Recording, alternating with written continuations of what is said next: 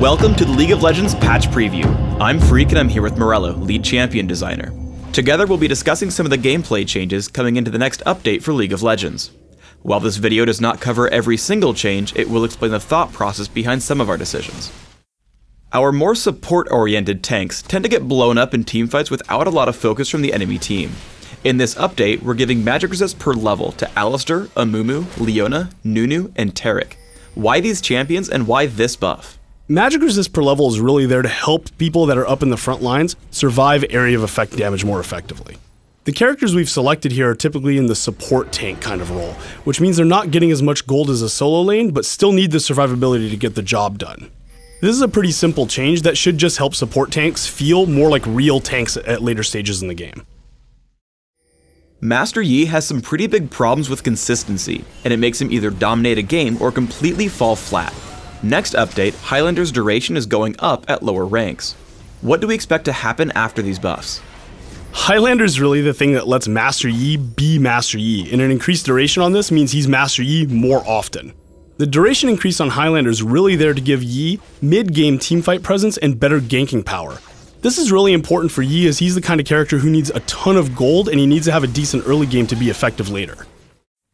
Ryze has a few major issues. First, he's overpowered in high-level play as he deals way too much damage for how tanky he gets. Second, he has only one real item build without any room for variety. In the Varus update, Ryze is undergoing a whole suite of changes. The mana ratios on Overload and Rune Prison are getting nerfed, but Spell Flux is gaining one. Overload's base damage and ability power ratio are going up, and Spell Flux is going to prioritize bounces to enemy champions. We're tweaking some of his base stats, mana costs, and spell ranges to make him more consistent with other mages. Finally, his ultimate is losing its passive mana and gaining an additional active effect, granting bonus movement speed. What do we expect to see out of these changes to Ryze? By lowering the mana to damage ratio on his spells and removing the passive mana from his ultimate, the tanky build is just going to do less damage. With him getting improved AP ratios and spell flux hitting champions more often, buying AP should be a much more attractive option if you want to do lots of damage. For example, instead of buying a Banshee's Veil, you could opt for more damage in a Rod of Ages, or you could upgrade your Tear of the Goddess into an Archangel Staff and actually get legitimate damage returns on it. The addition of movement speed to the ultimate gives Ryze more gameplay options. Since you can now choose to build Ryze either in the traditional tanky manner or a little bit more of a glass cannon, this movement speed lets the glass cannon build specifically kind of skirt at the edges of a fight and choose good opportunities of when to attack. Itemization for our ability power oriented champions has grown pretty stale, so we're amping up a number of our ability power items. Deathfire Grasp is losing its mana regeneration and gaining more ability power.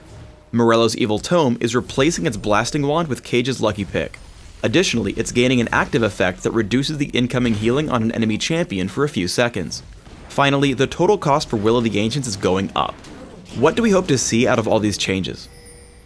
Increasing the ability power on Deathfire Grasp makes it really that all-in kind of nuker AP item it's supposed to be. Manaless champions can now look at Deathfire Grasp as a viable option since they're not wasting gold on mana regeneration. Since Morello's Evil Tome now builds out a Cage's Lucky Pick and contains all stats that support should find attractive, this is going to be a really interesting item for support players.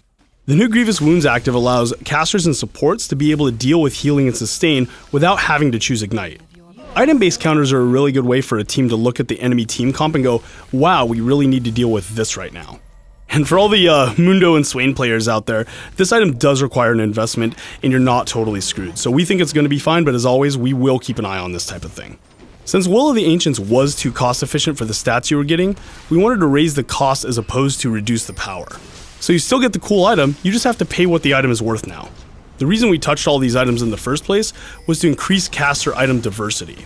Most games you just saw a Death Cap or a Will of the Ancients on almost every AP caster, and this should open up a lot more options for how you want to customize your AP mage play. Thanks for tuning in to the League of Legends patch preview. Please subscribe to the Riot Games YouTube channel above and leave us your comments just below the video.